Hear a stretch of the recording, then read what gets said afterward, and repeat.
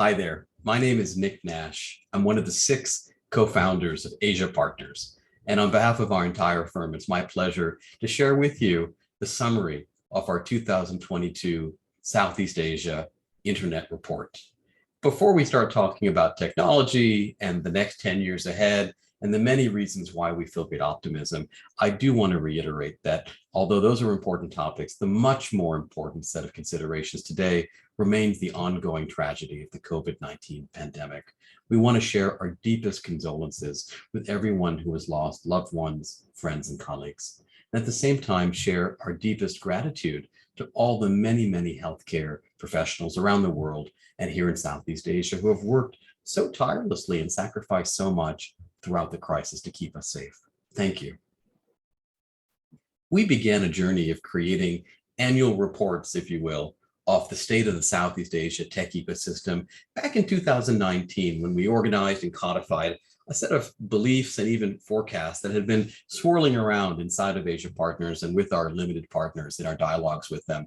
We made 8 numerical and specific predictions for the next 10 years, meaning 2019 to 2029. A year later, give or take, in February 2021, we shared our 2021 report in the middle of the COVID pandemic. We titled that Resilience and Recovery, a nod and a show of respect to the incredible work that not just the economy as a whole, but the entire community of professionals in healthcare, in the nonprofit sector, and government were doing to keep the entire region and the world more broadly safe and on the path to recovery. We began our 2021 report by holding ourselves accountable on our 2019 predictions, and then we added a set of new ideas, what we called the rule of 25, around when companies should think about going public, the cargo and the rails, a interesting study of how emerging market tech ecosystems have historically tended to evolve. And then finally, an important deep dive on what was going on with COVID-19 in Southeast Asia during 2020 and early 21, and how various industries were rising to the occasion to be part of the solution, whether it be in edtech, travel, the auto industry, or the healthcare industry. Today, in our season 3, if you will, we'll be sharing the beta edition of our 2022 report. Just as before, we'll be holding ourselves accountable to our original 2019 predictions. We're now about 2 years in. We'll also give an update on one of the core predictions that we discussed in 2019, the Series C and D gap, and how that's a bit of a nuanced story today. Very much still a gap, but an interesting dichotomy has developed between Indonesia and the rest of Southeast Asia, ex-Indonesia. And then we'll finally share 2 other sections, an interesting comparison reminiscent of the cargo and the rails last year around how tech market cap tends to evolve over different countries at different stages of economic development, and a very concrete prediction for what might happen in Southeast Asia for the next 10 years, from 2021 up through 2031. These are the 8 core predictions that we made back in 2019 to the word. And we're thrilled to share with you that many of them have held true or are very much in progress. And some of them we've gotten wrong, and we'd like to be very open about that. The first prediction was that Southeast Asia was in what we called the golden age of affluence, a period of time when countries are between $3,500 and $7,000 of GDP per capita. That's exactly where China was in roughly 2003 to 2014, give or take. Korea from roughly, give or take, 75 to 85, and Japan from 1950 to 1960. And what's remarkable is that if you look at the tech market cap of China and the tech market cap of Korea, more than half of that is from companies that went public when those 2 countries were in their golden age of affluence, plus or minus a year. And what we thought would happen was that a new generation of very large companies would emerge out of Southeast Asia. That's very much happening. Look at the $160 billion market cap of Sea. Look at the soon-to-be public Grab, which will be de-SPACing any day now from where we sit here in December 2021, and the many other companies that are in the wings. That feeds into our second thesis, which is that all tech business models in the world, certainly the ones that are relevant to Asia, fall into one of 3 buckets. They're either global network effects businesses. That's the case when the Google of Thailand is, of course, Google. or they're unique local winners that are perhaps advantaged by a very uniquely complex local regulatory environment that's happened in some parts of the world. But there's a third way, what we call category 3 business models, the third branch of the bonsai. And what's really remarkable is we continue to see them develop and indeed thrive here in Southeast Asia. And that prediction feeds into the third prediction, which was back in 2019, we thought there would be at least 20 more billion-dollar tech companies emerge from Southeast Asia. We're proud to tell you that we sort of got this one wrong, at least in the near term. There are today, by some estimates, approaching 40 so-called unicorns. It's a term we're not very fond of. So-called billion-dollar tech companies here in Southeast Asia. Some are terrific. Others perhaps will face more hardship or more volatility as markets perhaps get a bit less frothy. But nonetheless, the ecosystem is moving in a very constructive and positive direction. And we would absolutely tell you that while markets will go up and markets will go down, and perhaps there won't be quite as many this time next year, the number of great companies, well-run, thoughtful, disciplined companies coming out of this region continues to grow every year. We're pretty confident that there'll be far more than 20 more billion-dollar tech companies than there were in 2019 by the time 2029 eventually rolls around. Likewise, we felt that about half of those 20 companies, perhaps another 10 or so, would go public. And that's actually off to an excellent start. See's IPO in 2017 in some ways laid the foundation for a new generation. Grab will be de-SPACing any day now in the end part of 2021. Another company from Singapore has already gone public on the New York Stock Exchange just months ago, and there are several more in the wings. A prediction back in 2019 that seemed borderline optimistic is now probably going to be a bit of a ho-hum prediction by the time 2029 turns around. That also ties into prediction number 5. We estimated there would be an additional $400 billion of incremental equity value created by the tech sector by 2029. Back when C was a $5 or even $15 billion public company, this probably seemed a little bit optimistic as well. But with C today at $160 billion and several others that have continued to grow in value as well, this is give or take about 50% done. Now, again, we want to emphasize that markets give and markets take. There is never a straight line from point A to point B in the stock market, but it is very encouraging to see that just 2 years into our 10-year prediction, things are already giving you a bit of a shape of what the next 8 years might look like. We had a very specific projection that about 70% of the winners would be regional platforms, what we call strategy 2. And about 30% would be Indonesia-focused platform, strategy 1, by and large intact over the last several years. If anything, we see glimmers on the horizon of a potential strategy 3, which would be a Vietnam primary business, perhaps even a Thailand primary or a Philippines primary business. Let's keep an eye on that together. We do think that there will be an increasing number of founders that will be coming from Vietnam, not the least of which is because a very large number of Vietnamese students are now going abroad. Now, they can get plenty of good educations back at home in Vietnam, but the advantage of going abroad is the broadening of social networks and the broadening of perspectives, and often coming back with terrific entrepreneurial ideas. In fact, that journey of going abroad, often to America, and coming back was very much a part of the journey of C, of Grab, and of many others in Southeast Asia. We thought back in 2019 that there were about 1,200 recycled talents, if you will, alumni who had worked at the first generation of tech platform companies and were now founding or leading organizations. It turned out that we weren't looking hard enough. It's closer to 9,000 founders, co-founders, or CEOs here in Southeast Asia of companies who used to work for one of the established tech companies, often telcos or systems integrators like IBM and others, or the more recent tech companies like C, Grab, Gojek, Tokopedia, and others. This is actually a lot more exciting than we thought it was going to be. And finally, a bit of a prediction that we would have hoped over a long period of time would get solved, but is still very much in place, is that there is a Series CD gap in Southeast Asia. Now, from a commercial perspective at Asia Partners, we're very happy to be addressing that gap through the work that we do and the investment that we're all making personally into our fund.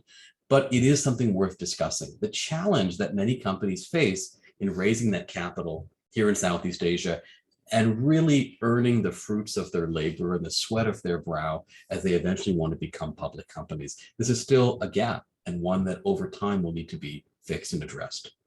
Jumping into some of the details, this is a chart that we've really loved sharing with our friends over the years. It's what we sort of call the combination of Abraham Maslow's hierarchy of needs and Dmitry Mendelev's periodic table of the elements. We've updated it for 2021 from our early draft back in 2019. And what's really neat about this is you can see how China was built over a successive set of waves of entrepreneurship and eventual IPOs, which is what the timeline on this chart refers to. And as we've mentioned in previous years, we sense that Southeast Asia is following a similar trajectory. We would have said it was a 10-year gap in time between Southeast Asia and China. Witnessed the CIPO, which was the first really large e-commerce IPO from our region, exactly 10 years behind China's first e-commerce IPO in 2007. But you're starting to see situations where the gap is shrinking.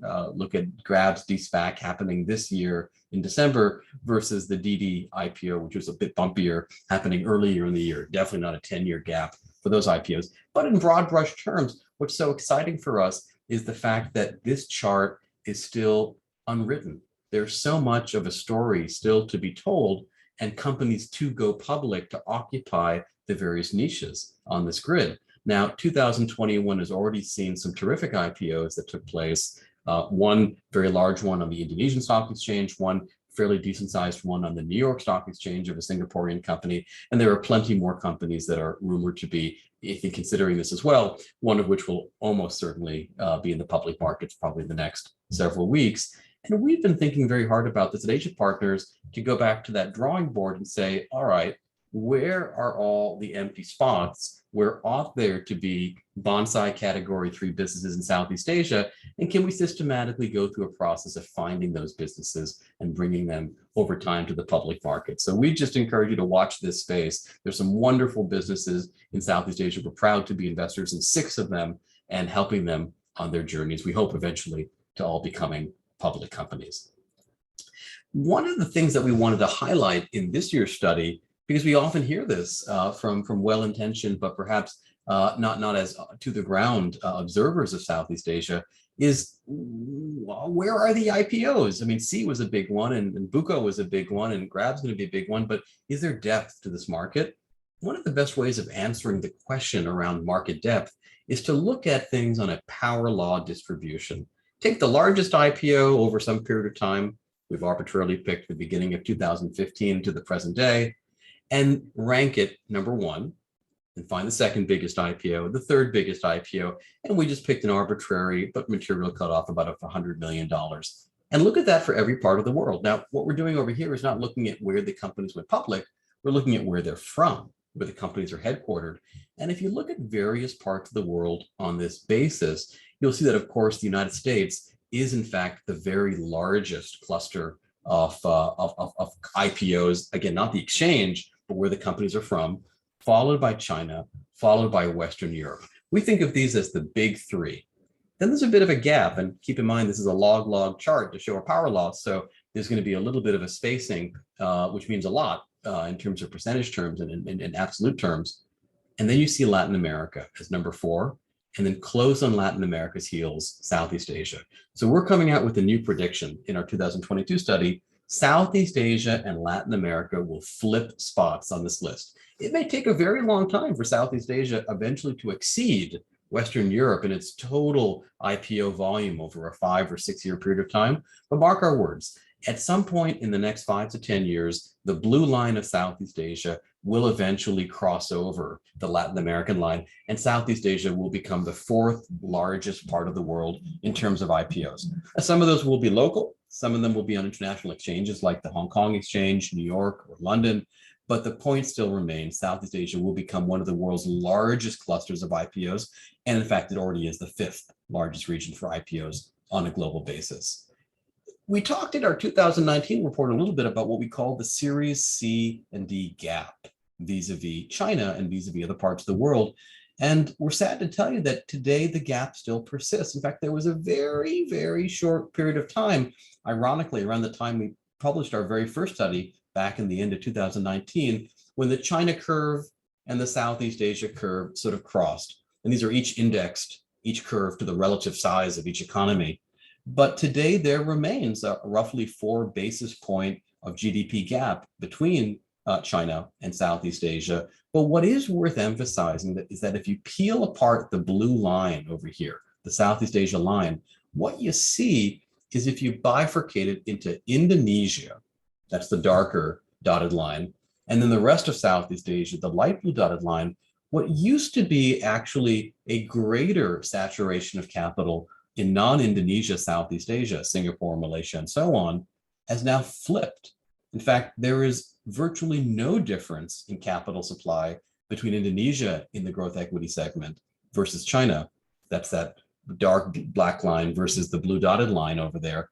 But there is now a 6 basis point difference between China, Indonesia, and non-Indonesia, Southeast Asia, which is really, really interesting. And while we applaud the amount of capital going into Indonesia to support great businesses and entrepreneurs there, we'd also note in passing that there's many different ways to build value in Southeast Asia, one of which is to build a company on a regional basis, what we call strategy 2, often out of Singapore or KL, and then to go launch individual country operations. That's exactly what Garena and Shopee did and C Money did within C. It's what Grab did. It's what Red Doors and Carsome are doing.